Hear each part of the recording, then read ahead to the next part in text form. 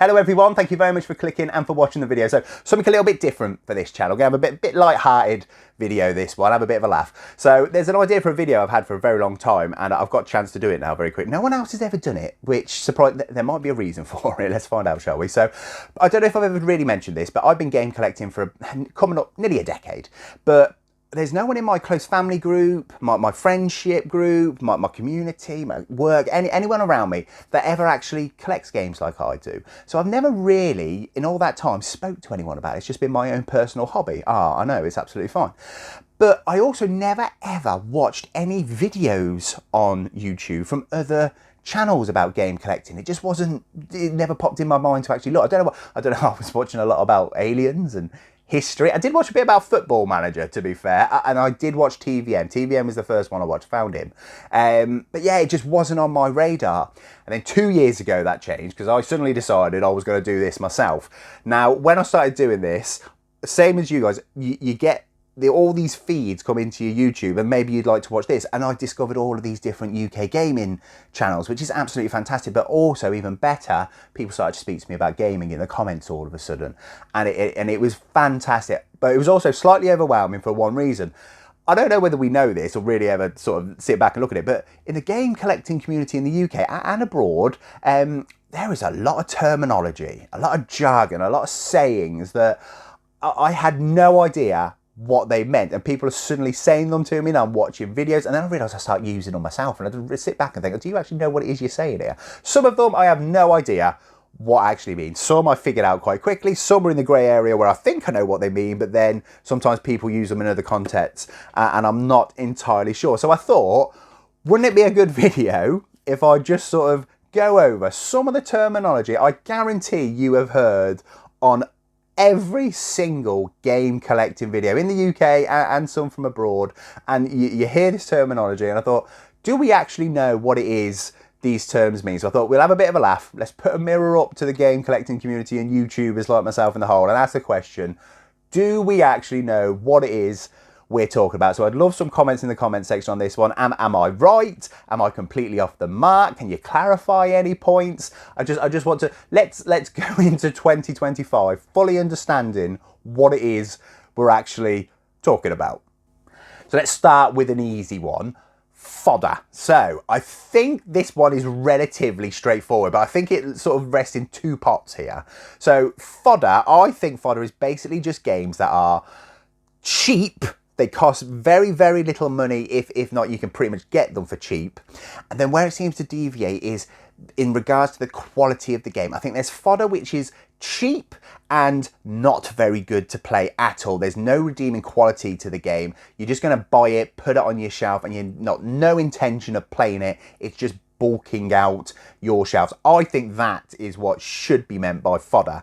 But what I've also seen is that it's sort of referred to games, and I think it's a bit more on the collector side, to be honest, than the gaming side of things. Fodder is games that is just cheap. It doesn't take into consideration the quality of the game. For example, I've heard things like Mass Effect 2 called fodder, which is blasphemy, and a Fallout 3 fodder. Any game that's like £1 or £2, fodder, completely disregarding the quality of the game. So I think there's these two mindsets of fodder. I personally fall on the mindset that fodder should just be low quality, low value, low everything. There's no key redeeming quality to this game. You'd just be buying it to put it on a shelf. And then there's I sense it's more of a collector version of the prices. It's solely based on price as to whether it's classed as fodder or not. In the comment section, let me know which one of those, or if there's an alternative, if I've got it wrong, let me know which side of the fodder debate that you fall on.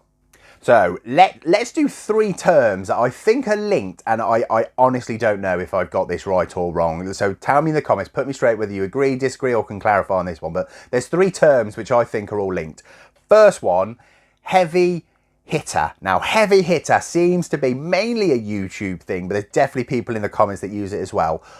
What's a heavy hitter? What's the remit for something being a heavy hitter? I've heard it used in so many different ways. It seems to be a complete personal judgment as to whether something's a heavy hitter or not. So for like, if a game is, I've heard games that are like £10 up referred to as a heavy hitter, but then £20 up heavy hitter. Where does heavy hitter start? When does something go from being fodder to a game to heavy hitter? What's the threshold we're working with there? Is it now like the rarities category? Does that hit heavy hitter? Is it based on price or rarity to find? What?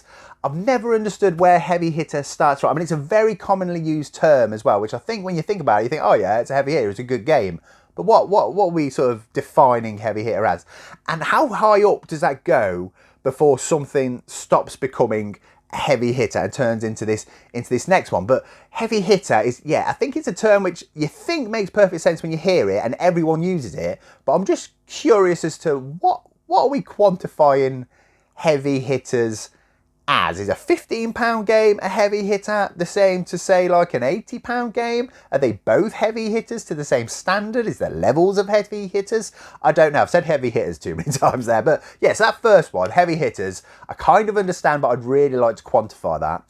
Which moves on to the next one and the next two. Now, this one I am quite confused on this one. So, Grail and Holy Grail games. The term Grail is thrown around an awful lot. I don't think it should be used as, but I think sometimes things are called Grail when they're classed as heavy hitters, but like I said, I can't differentiate. But I think there's two clear differences here. So when something's a Grail, I think that's a personal choice. It's your personal Grail. So for example, a Grail for me, Atomic Runner on the Mega Drive, it holds a lot of personal feelings for me. It's a game that I put on a pedestal. It means a lot to me. So when I got that, it did feel like I've achieved something. It was like a Grail for me to have finally got hold of. When I got that, I knew that I was coming towards the end of my Mega Drive collection, for that example. But that's a personal thing. Other people will look at Atomic Runner and just think, oh, it's just a game. It's a heavy hitter. Who knows? But it's a personal choice as to whether something is a Grail or not. It's not for the community to decide. It's for you to decide. But then there's Holy Grail. Now, I think this is a term that we need to protect, because I think Holy Grail is different from personal. I think that's more of a community-based decision. So if something is a Holy Grail, we all agree it is special. It is, we know what the Grail is, by the way, you know, it's that thing that's unattainable. It can't be found. It's out there. There's one of them. It's super special. We all want it. The Holy Grail should be exactly that. So for example, Gun Club on the PS2. You can't just go into a CX and buy Gun Club. You can't just go into a random independent store and find Gun Club. I've really failed to find one online that I feel comfortable is actually a real copy of Gun Club. That is rare as. A sealed copy of Qualn, have I said that right? I've never heard of anyone having one of those. If you've got a sealed copy of that, that's a Holy Grail. If you're saying that you've got a Holy Grail or you found one, you best be about to pull out some serious gaming hardware or software, something. You should be about to pull out something mega there. I think we need to protect the term Holy Grail, because I've heard that, quite frankly, I can just go into my local CX and buy.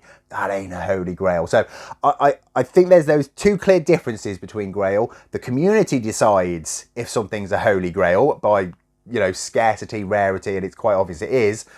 Grail is your personal choice. You can call whatever you want a Grail because it's down to you. And heavy hitter, I don't know about it. Heavy hitter confuses me the most, to be honest, because I can't specify what it is. So in the comments, anything on those three, if you think I've got that right, completely wrong again, let me know. But those three, I think, merge together, and they do cause me a little bit of confusion when I'm there watching other videos and chatting to people in the comments. So this next one is probably the one that I disagree with the most. I think it's quite damaging, to be honest, and it's all killer, no filler. I think this is solely a collector's term, which is so slowly linking in to the gaming side of the community, and these two things don't match.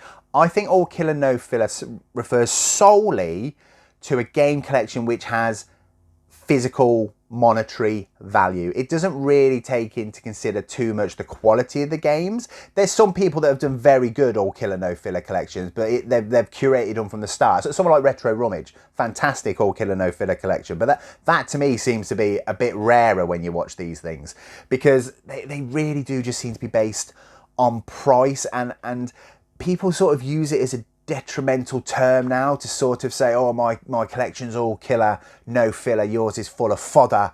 And it's, if you're a gamer, price means nothing. My favourite game is Fallout 3 at the moment. It has been for years.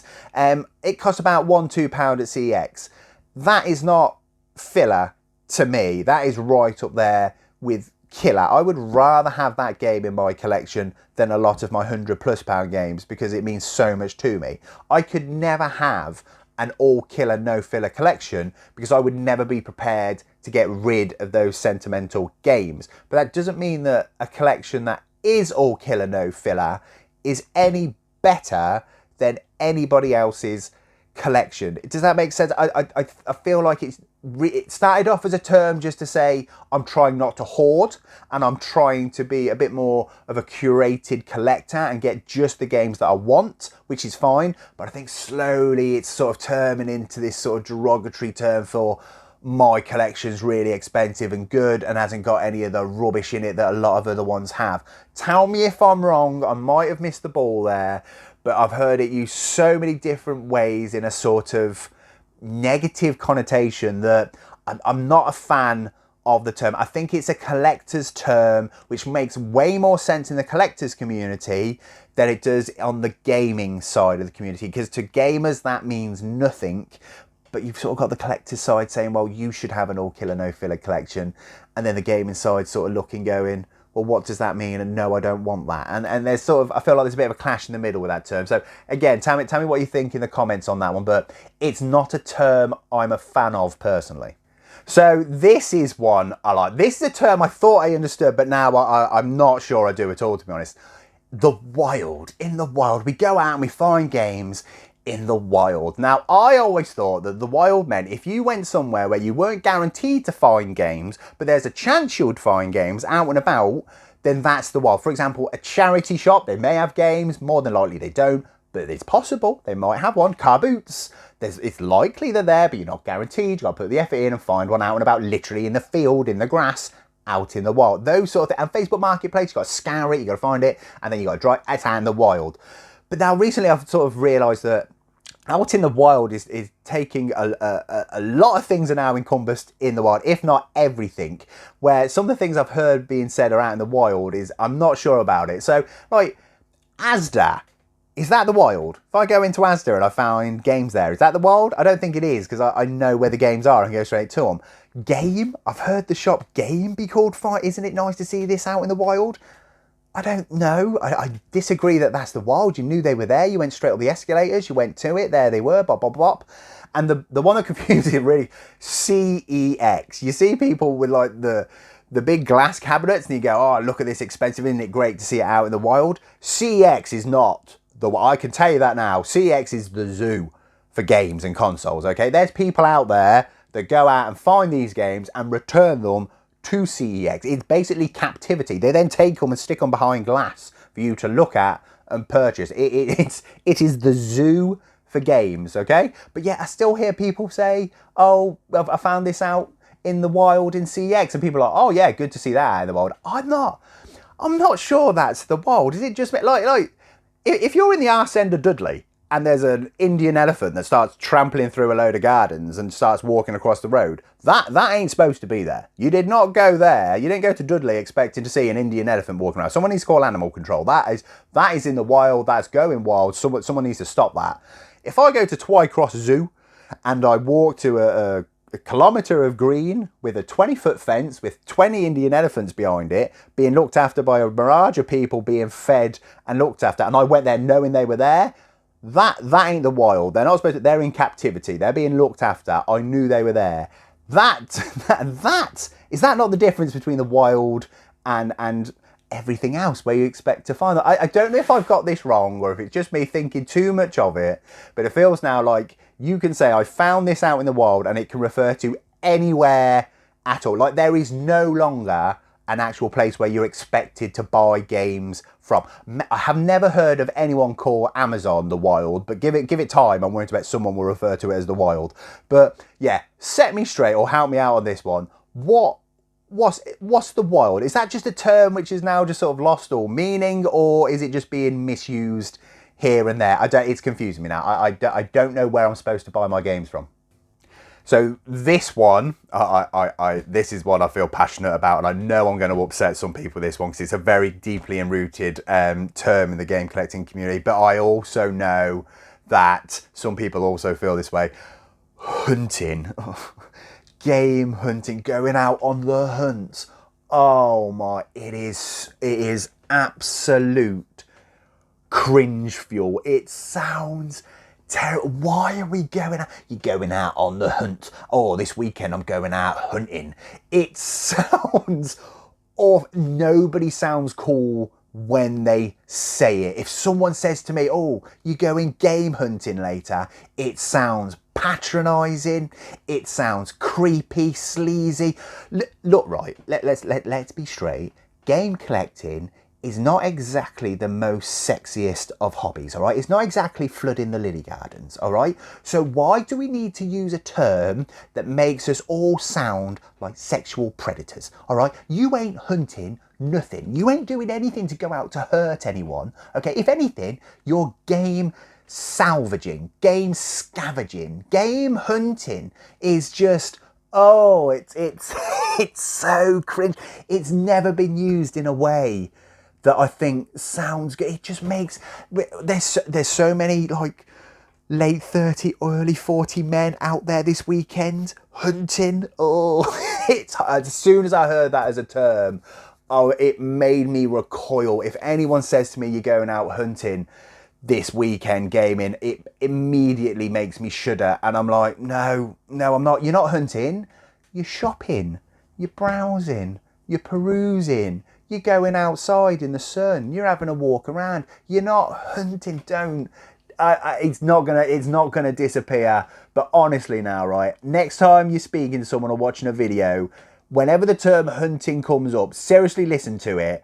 Does it not make you recoil ever so much? Can we not come up with a slightly better name which makes us all sound a little less predatory, please? Because it's I'd never say it on my channel. I don't know if you've noticed that, but we do not go hunting on this channel. Thank you very much. We go shopping. We'll end on this one. So this is a term which is only used by YouTubers, and it's another one which is just, I find it so strange how strong and adopted it's become. So it's the bangers. Oh. So I understand that bangers is a term which is now used in society as a whole. It meant something different in my day. A banger was something that was broken or destroyed or something that's less than desirable, or it was, you know, there were things that were particularly nice on a lady. They were bangers. Now, bangers is just, it's a word that's used to describe, it's the only word that seems to be allowed to use as a descriptive word now. It's like, you can't say rare or good or great or interesting or uncommon or innovative. Everything has to be bangers. And you watch videos and you can be watching a 10-minute video and the word bangers is said 20 times. I just don't understand. There's nothing wrong so much with the word. It's a little odd, again, to have so many men, in their middle-aged men, just saying bangers every 5 seconds at you. That's a bit peculiar, but it's fine. But why? Is there no other descriptive words that we could use? Could this game not be fantastic? Could it not be innovative? Could this game be a hidden gem? People are slagging off hidden gem. You can't say hidden gem. People don't say that anymore. Well, how long until bangers becomes hidden gem and we start looking at it in the same way? Because I already am. I can't.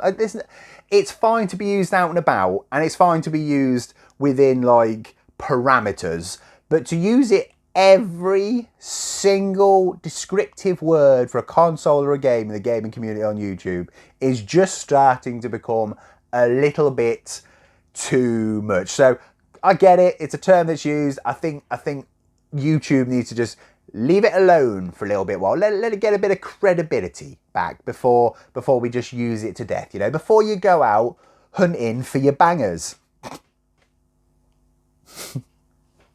Oh. Oh my God, I can guarantee you there's loads of videos that say that. So that's it for this one. So I would be very, very interested in your comments. If you're watching this, please put a comment and reach out and sort of, do you agree with some of them? Can you clarify some of them? Do you completely disagree with some of them?